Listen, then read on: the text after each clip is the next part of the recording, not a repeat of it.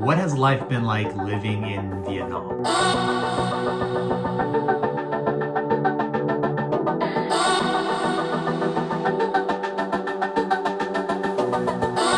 Hey guys, this video is a little bit different from what I usually want to do, which is ride my bike around Saigon, where we live right now, and show you guys the city, show you guys the culture. But lately, the rain has been crazy.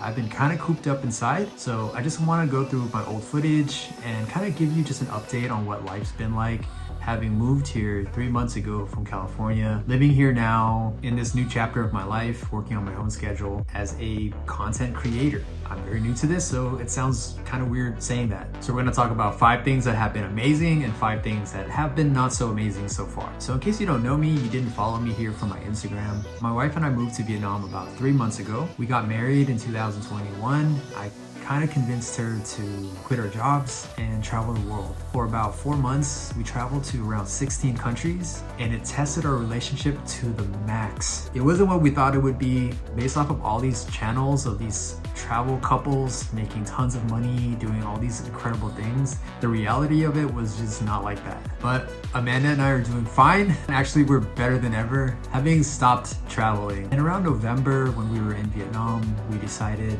you know what, this is a place that we really want to spend more time, just because it's an awesome place, but also because it would have been perfect as a base for us to pretty much follow our dreams and do some dream projects that we never thought we could do while we lived back in California.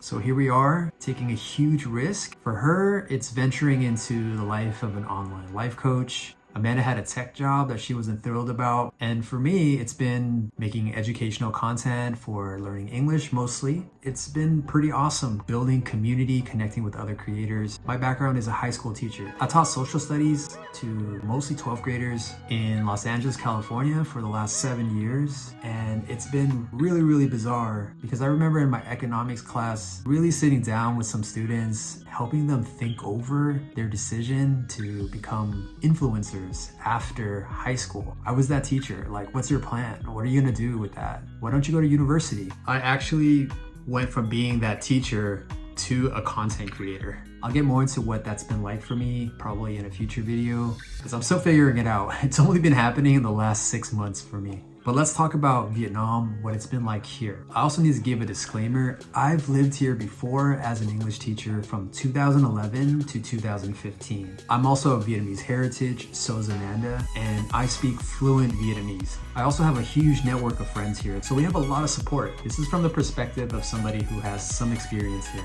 But anyone with experience living in Vietnam will tell you 10 years is a long time. Vietnam has changed drastically in 10 years. So what's been great so far? Number 1, it's affordable. Probably the main reason why, when we decided that we wanted to take this big risk, follow our dreams, that Vietnam would have been a place to do it. I hate to use the word cheap because obviously it's not cheap for everybody, but for us it's been very affordable. And by affordable, I mean we've been able to afford a lot of comfortable things here that we would not be able to afford in California unless we were grinding really hard. We're taking it real slow, working at our own schedule. No way we could have done that back home. So what have we been spending? In my previous video, I talked about our apartment and our rent. So our rent right now in Vietnam is 18 million dong monthly.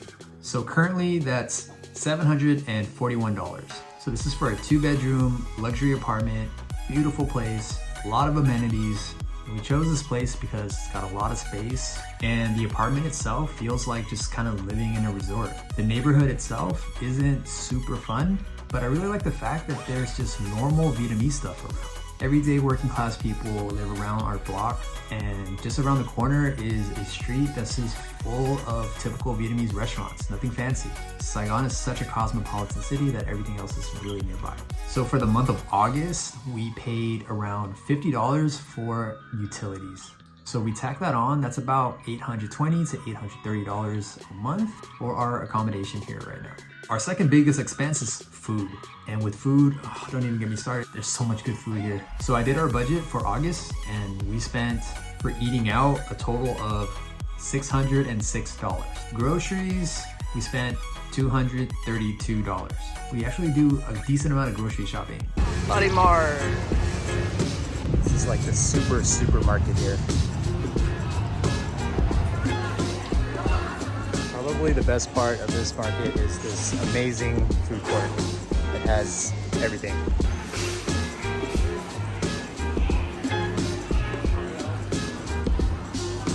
Check a chicken and egg right here. So this is about 38,000. This just destroys any American supermarket ready to eat food. Look how enormous this fried chicken is. It's so crazy. It's like half a chicken.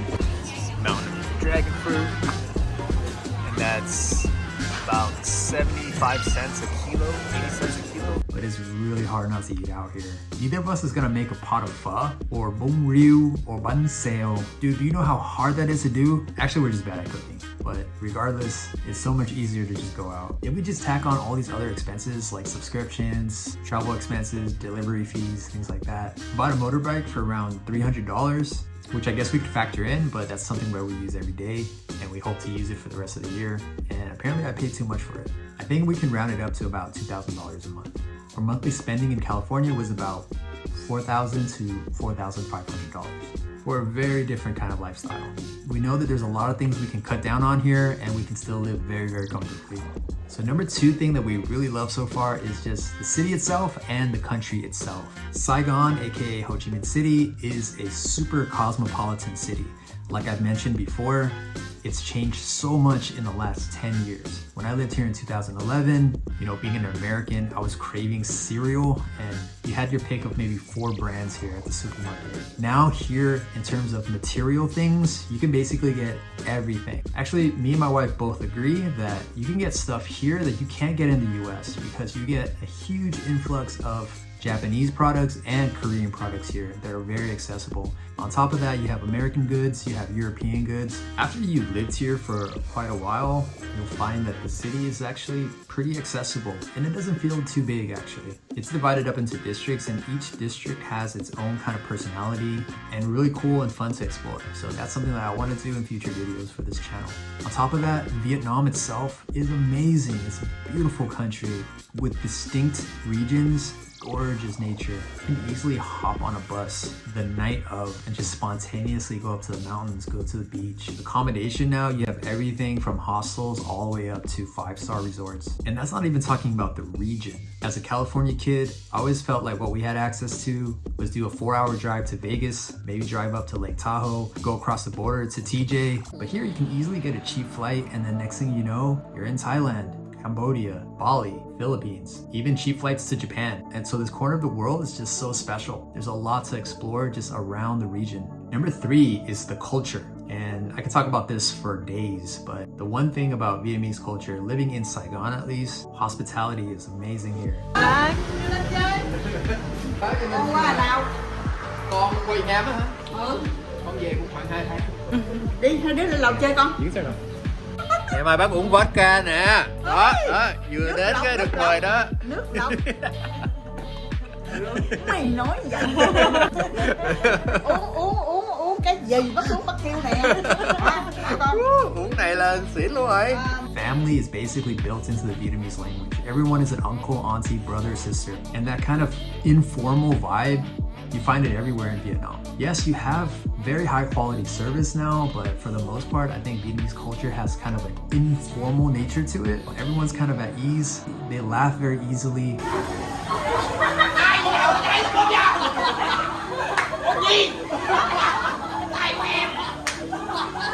If you're very particular about service, you want things to be done a certain kind of way, Vietnam might not be it for you. For the most part, people don't take themselves too seriously here. Something about Southern Vietnamese culture in particular, people are very open to new ideas. Probably the reason why Saigon is constantly changing and there's so many new trends. People here just love new things. From a social science teacher, it's not new. This is something that's been happening because of the nature of South Vietnam for a long time. So if you're familiar with American history, South Vietnam is kind of like the Wild Wild West. The people that came here, a lot of pioneers, a lot of people that were super adventurous, and that culture carried on. So to this day, Southern Vietnamese culture is very syncretic. To me, it's absolutely fascinating. But once you leave this region, the rest of Vietnam, there's thousands of years of history and culture. On top of that, you have 54 ethnicities that make their home here in Vietnam. So tons of diversity up and down the country. What's been amazing, number 4, is the people. You know, anywhere you go, there's gonna be good and bad people. There's just no perfect place in the world. There are places like Japan, where we lived for 4 months. Japanese people are very polite. And me personally, I hate to generalize, but if I had to generalize and say some things about Vietnamese people are very curious. For the most part, they're not very shy. It might take a little bit for them to open up, but they really like meeting people and they love having a good time. And that includes a lot of drinking, a lot of eating, and a lot of singing. So that leads me to the next thing. Number 5 is work-life balance. Having been to a lot of countries in the last 20 years, I've noticed that every country has its own work culture. Countries that work a lot, the US, where there's a lot of shame that goes into taking too much time off, questioning what you're doing with your life if you're not working 9 to 5 or making a bunch of money. It's a really kind of hustle culture. Maybe even a little more intense is Japan, where there's a lot of shame around rest and not following the mold, which means just work, work, work. And here in Vietnam, yes, people work really hard here, but people really like to have fun. And maybe it shows up in things like them being late, things not being super efficient, but there seems to be a big current in Vietnamese culture of, you know what, work is not the most important thing in life. And I have to just compare it to California, where people typically don't hang out on weekdays. Even for people who get out at 3 or 4 p.m. like me, a little bit earlier than most people as a high school teacher, we're exhausted. Don't try to hang out with me on a Tuesday night. Actually, even if you want to hang out with me on the weekend, we gotta plan it, schedule it. Give me a week, 2-week notice. But in Vietnam, people are hanging out all over the place. Always just around the corner is a street full of people talking, drinking, laughing, having a good time, any day of the week. So we're back at Turtle Lake here, and it's like filling up with young people. It's about 8 p.m. right now. You got all the vendors out selling all their little snacks. People are sitting around, hanging out with their friends. Yeah, really cool vibes out here.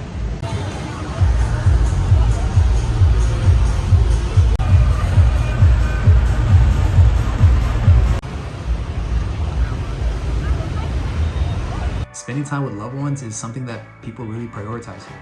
Right, we're at the airport now. It's always fun out here because there's just like tons of people standing outside waiting for their friends, family members. It feels like it's hard to be isolated here in Vietnam. People are very socially connected to groups, family, community here. On top of that, in the city, there's all these groups that you can join, whether it's salsa or language exchange, cooking classes. And when you need to take a break from work, there's so many things here that I feel are just luxuries that I never had access to back home. Like just walking outside and getting a fresh coconut. I don't even know where I get fresh coconuts in Los Angeles. You can go get pampered, get a manicure, get a pedicure for a couple bucks, go have a snack, pick from thousands of beautiful cafes. And I've had people tell me that you can do all that because you have American money, that you can afford doing things that other people can't do. And yeah, they're right. We sometimes do very expensive things, but the culture of spending time together, doing activities, there's a lot of options for people here, regardless of their budget. You can see that all over the city. You don't have to be getting bottle service at the club, getting $20 cocktails, eating caviar. It's all here, but actually, why would you even do that? Standard Vietnamese food is just so much more fulfilling. So obviously, like any place, there are some things that are not so great. For us, it's been number 1, traffic. This is something that locals will agree on as well. The traffic in Ho Chi Minh City is really bad. During rush hour, it is insane. We drive a motorbike. You're stuck wheel to wheel, shoulder to shoulder, exposed to the elements, sniffing exhaust. And even at this point, I'm still not used to being so close to massive trucks that you can just kind of reach out and touch. It just really doesn't feel safe. Number 2 is the air pollution. I mean, you don't really need numbers. You can see it, you can smell it. The air is not great here. Number 3 is efficiency, and I kind of say that hesitantly because there are beautiful restaurants here now, world-class hotels, resorts where you can get amazing world-class service. But when it's like mom and pop shops, you might need a little patience. Things might not go as fast as you want it to. It might be kind of tough with things like phone service, Wi-Fi service. Dealing with customer service has been kind of strange. Even with the language, it hasn't always been great. Number 4, I'm just gonna mention this because some people are gonna ask about it. Scams. Have I been scammed here? Yes. Been scammed by taxis, been scammed by just people washing our clothes. So yeah, scams are here. But I also got scammed in the US. I get scammed on Facebook Marketplace. There are internet and phone scams like almost weekly in the US. And another thing that I feel like I need to mention is corruption. And knowing local Vietnamese people, all of them will tell you that it is rampant in all industries here. As a foreigner living here, I don't really have any personal experience with that. And I haven't even had the most common experience, which is paying off the traffic police. That I haven't had to do. Although I've been stopped a couple times, they have let me go after I spoke a lot of English. Maybe that window's closed for people doing that. I've heard traffic police speak English now, but I've never had to give a penny to any police officers here. Neither have I had to slip money to customs agents or immigration officers at the airport. That's just never happened to me. But I do hear about it happening to other people. So I just can't speak on it personally. So as you can see, at least for me, the pros really outweigh the cons living here. And I feel like we've only scratched the surface. In the coming months, we're probably gonna budget a little better because I really feel like we could spend even less and still have a great time here. So lots and lots more to show you guys on this channel. Thank you for following me so far. Hopefully the rain clears up a little bit and I'm gonna be out there on the streets showing you more of the city and beyond. I'm sure I've missed 100 different things about living here, so feel free to ask me anything in the comments. See you guys next time.